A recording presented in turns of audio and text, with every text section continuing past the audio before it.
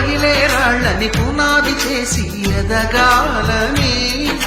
తరిమే వాళ్ళని హితులుగా తలచి ముందుకెళ్ళాలని,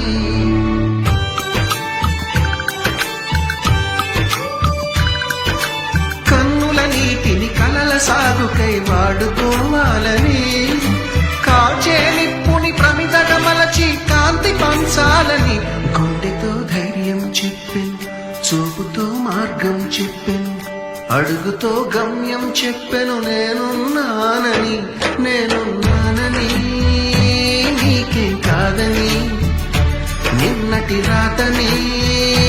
మార్చేస్తానని.